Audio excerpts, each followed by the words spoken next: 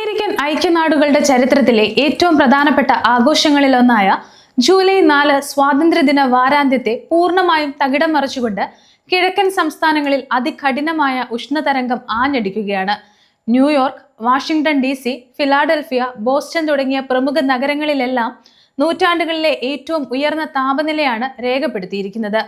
ദശലക്ഷക്കണക്കിന് ആളുകളുടെ ആരോഗ്യത്തെയും രാജ്യത്തിന്റെ ഊർജ്ജ ശൃംഖലയെയും ട്രെയിൻ വ്യോമഗതാഗതത്തെയും ഒരുപോലെ ചൂട് ബാധിച്ചിട്ടുണ്ട്.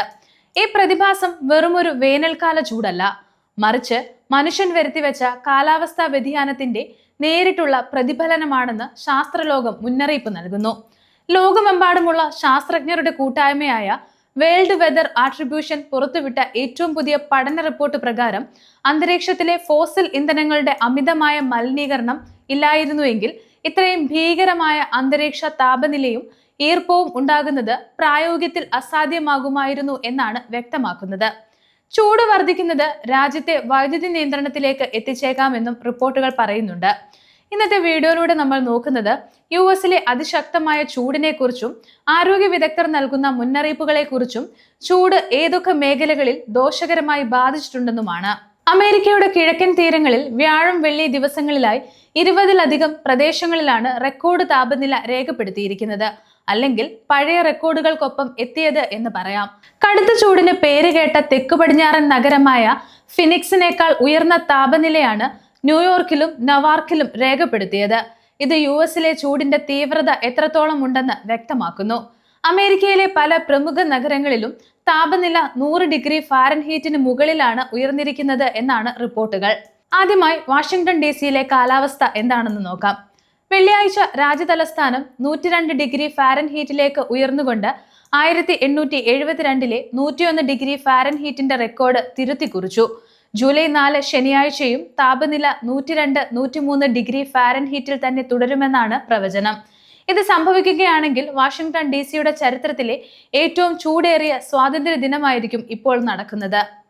അടുത്തത് ന്യൂയോർക്ക് സിറ്റിയാണ്. 2012-ന് ശേഷം ആദ്യമായി നഗരത്തിലെ താപനില 100 ഡിഗ്രി ഫാരൻഹീറ്റ് കടന്നു. സെൻട്രൽ പാർക്കിലും ജോൺ എഫ് കെനഡി അന്താരാഷ്ട്ര വിമാനത്താവളത്തിലും താപനില റെക്കോർഡ് നിലവാരത്തിലേക്ക് ഉയർന്നിട്ടുണ്ട്. അടുത്തത് ഫിലാഡൽഫിയയിലെയും ബോസ്റ്റണിലെയും കാലാവസ്ഥയാണ്.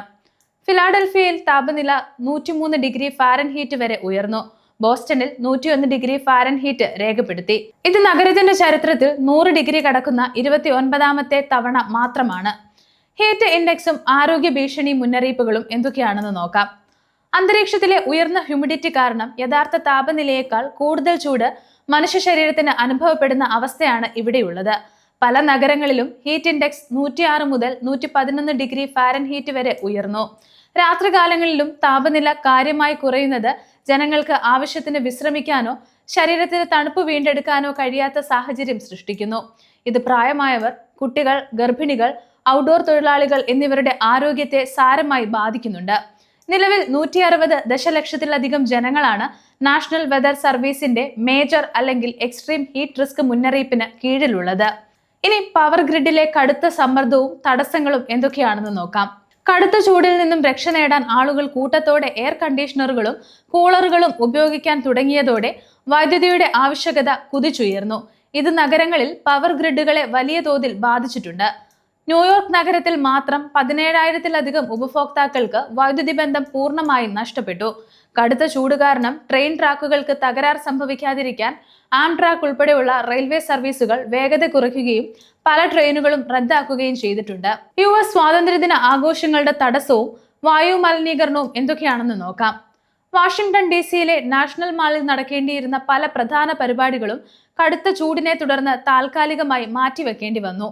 ഇതിനൊപ്പം സ്വാതന്ത്ര്യദിന പടക്കങ്ങൾ പൊട്ടിക്കുന്നതോടെ അന്തരീക്ഷത്തിൽ പുകപടലങ്ങളും ഗ്രൗണ്ട് ലെവൽ ഓസോൺ മലിനീകരണവും ക്രമാതീതമായി വർദ്ധിക്കുമെന്നും ഇത് വായുവിന്റെ ഗുണനിലവാരം അതീവ അപകടകരമായ അവസ്ഥയിലേക്ക് എത്തിക്കുമെന്നും വിദഗ്ധർ ആശങ്കപ്പെടുന്നു. കാലാവസ്ഥാ വ്യതിയാനവും ശാസ്ത്രീയ പഠനങ്ങളും എന്തൊക്കെയാണെന്ന് നോക്കാം. ഇത്തരമൊരു ഭീകരമായ ഉഷ്ണതരംഗം മനുഷ്യനിർമ്മിതമായ ആഗോളതാപനവും ഫോസിൽ ഇന്ധന മലിനീകരണവും ഇല്ലാതെയിരുന്നുവെങ്കിൽ ഒരിക്കലും സംഭവിക്കില്ലായിരുന്നു എന്ന് ക്ലൈമറ്റ് സെൻട്രൽ പോലെയുള്ള സംഘടനകളുടെ പഠനങ്ങൾ വ്യക്തമാക്കുന്നു. ആഗോളതലത്തിൽ സമുദ്രോപതലത്തിലെ താപനില വർദ്ധിക്കുന്നതും ശക്തമായ ഹീറ്റ് ഡോം രൂപപ്പെട്ടതുമാണ് ഈ അവസ്ഥയ്ക്ക് കാരണം. ഇനി എന്താണ് ഹീറ്റ് ഡോം എന്ന് നോക്കാം. ഈ കടുത്ത ചൂടിന് കാരണം കിഴക്കൻ തീരങ്ങൾക്ക് മുകളിലായി രൂപം കൊണ്ട ശക്തമായ ഒരു ഹീറ്റ് ഡോം ആണെന്ന് റിപ്പോർട്ടുകൾ പറയുന്നു. അന്തരീക്ഷത്തിലെ ഉയർന്ന മർദ്ദമുള്ള ഒരു പ്രദേശം ചൂടുള്ളതും ഈർപ്പമുള്ളതുമായ വായുവിനെ ഒരു വലിയ മൂടി പോലെ തളച്ചിടുകയും അതിനെ കൂടുതൽ ചൂടാക്കുകയും ചെയ്യുന്ന പ്രതിഭാസമാണിത്. ഇതിനൊപ്പം രാത്രികാലങ്ങളിൽ താപനിലയും ഉയർന്നു നിൽക്കുന്നത് കൊണ്ട് ജനങ്ങൾക്ക് രാത്രിയിലും ചൂടിൽ നിന്ന് ആശ്വാസം ലഭിക്കുന്നില്ല. ഇതിനു പുറമെ പസഫിക് സമുദ്രത്തിലെ എൽ നിനോ പ്രതിഭാസവും ഇതിന് ആക്കം കൂട്ടുന്നു. ചൂട് കാരണമുള്ള ആരോഗ്യപരമായ പ്രശ്നങ്ങൾ എന്തൊക്കെയാണെന്ന് നോക്കാം. അമേരിക്കയിലെ ഏറ്റവും മാരകമായ കാലാവസ്ഥാ ദുരന്തമാണ് ഉഷ്ണതരംഗങ്ങൾ. നാഷണൽ വെതർ സർവീസിന്റെ കണക്കനുസരിച്ച് ഏകദേശം 160 മുതൽ 180 ദശലക്ഷം ആളുകളാണ് ഏറ്റവും ഉയർന്ന മേജർ, അതായത് ലെവൽ 3 അല്ലെങ്കിൽ എക്സ്ട്രീം, അതായത് ലെവൽ 4 ഹീറ്റ് റിസ്ക് മേഖലയിൽ ഉള്ളത്. ജൂലൈ 2 പെൻസിൽവാനിയയിൽ 68 വയസ്സുകാരൻ ചൂട് കാരണം മരണപ്പെട്ടു. പുറത്ത് ജോലി ചെയ്യുന്നതിനിടെ തളർന്നു വീണ് മരിക്കുകയായിരുന്നു ഇദ്ദേഹം. കടുത്ത ചൂടും ഈർപ്പവും കാരണം മനുഷ്യ ശരീരത്തിലെ വിയർപ്പ് വേഗത്തിൽ ആവിയാകില്ല. ഇത് ശരീരത്തിന് തണുക്കാനുള്ള ശേഷി കുറയുന്നു. Centre for disease control and prevention നൽകുന്ന വിവരപ്രകാരം വടക്ക് കിഴക്കൻ മേഖലകളിൽ ഹീറ്റ് സ്ട്രോക്ക്, അതുപോലെ മറ്റ് ശാരീരിക അസ്വസ്ഥതകൾ എന്നിവ കാരണം അടിയന്തര വിഭാഗത്തിൽ എത്തുന്നവരുടെ എണ്ണത്തിൽ വൻ വർധനവാണ് രേഖപ്പെടുത്തിയിട്ടുള്ളത്. ന്യൂയോർക്കിൽ മാത്രം ഒറ്റ ദിവസം 100-ലധികം ആളുകളാണ് ഹീറ്റ് സംബന്ധമായ അസുഖങ്ങളാൽ ആശുപത്രിയിലെത്തിയത്. അമേരിക്കയുടെ കിഴക്കൻ തീരങ്ങളിൽ നിലവിലുള്ള കടുത്ത ഉഷ്ണതരംഗം കേവലം ഒരു വേനൽക്കാല പ്രതിഭാസമല്ല, മറിച്ച് ഭൂമിയുടെ താപനില ഉയരുന്നതിന്റെ കൃത്യമായ മുന്നറിയിപ്പാണ്. വരും ദിവസങ്ങളിലും ഈ റെക്കോർഡ് ചൂട് തന്നെ തുടരുമെന്നാണ് പ്രവചനങ്ങൾ സൂചിപ്പിക്കുന്നത്. അതുകൊണ്ട് ആളുകൾ പുറത്തിറങ്ങുമ്പോഴും യാത്രകൾ നടത്തുമ്പോഴും അതീവ ശ്രദ്ധ പുലർത്തണം.